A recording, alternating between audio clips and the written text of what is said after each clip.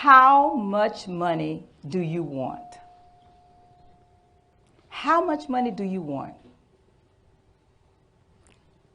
One of my favorite authors, Charlie Tremendous Jones, says that we will be the same in 5 years as we are today, except for two things: the books we read and the people we meet.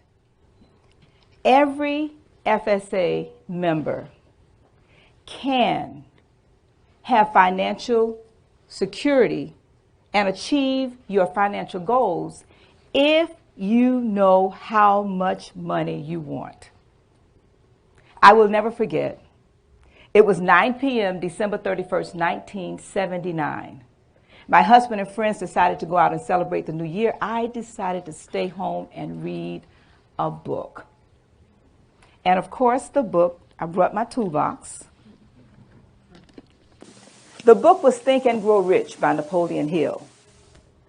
But as I began to read the book, this book began to read me. And the author gave me 6 steps to riches. Today, I'll only mention 4. And in front of your seat, you have a bookmark, and I'll go through these very quickly. The first step the author gave me, he asked me a question. He said, Ann McNeill, how much money do you want? So in my mind, I said, $1,000. You see, that night when my husband and friends decided to go out and celebrate the new year, and when I started reading this book, I realized that I had never asked myself the question, how much money do I want? The second question he asked me was, determine exactly what you're willing to give in return for the money. Never really thought about it. Had a good corporate job, climbing the ladder of success. So as I pondered the question, and I'm going to ask each of you to think about this question for yourself. How much money do you want, Ken? How much money do you want, Terry? What are you willing to do in return for the money? So in my mind, I said, I'd save the money. The third question he asked me was, by what date do you want the money, Ann McNeill? I said, a year from today would be good, December 31st, 1980. But the fourth question he asked me was, describe in great detail exactly what you're going to do to get the money. So in my mind, I said, I make this much, I spend this much, I get a negative number. I said, it cannot be right. So I took out a sheet of paper and I wrote it down. I make this much, I spend this much. The negative number was bigger. I said, this cannot be right. I got a calculator, I did the math. I make this much, I spend this much, and the negative number was? Even bigger. You sound like you can relate to the story, right? The negative number was even bigger. I'm home alone. I refuse to believe this. So I decide for the first time in my adult life to pull together all of my council checks for the previous 11 months. Take a sheet of paper, write a handmade Excel spreadsheet. Of course, this was before Excel. And do the math. January, a negative. February, a negative. March, Negative.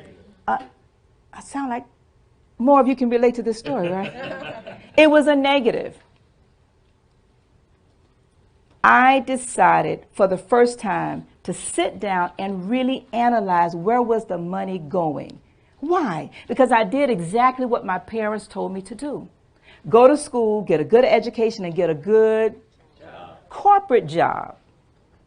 Get a good corporate job. You see, I'm old enough to remember riding in the back of the bus, but I'm also young enough to remember being in a position to benefit from the 1964 Civil Rights Act that allowed us to work in the corporate world.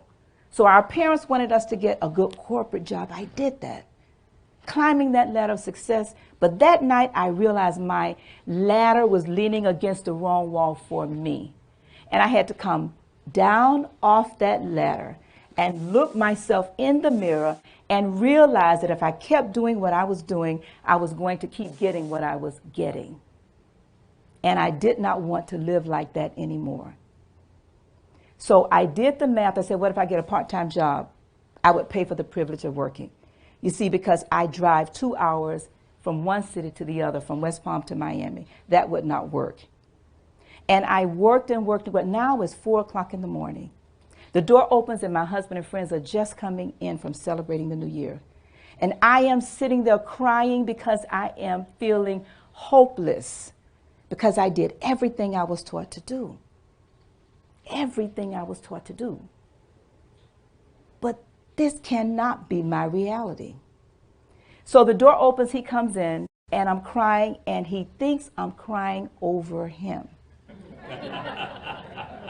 So I let him.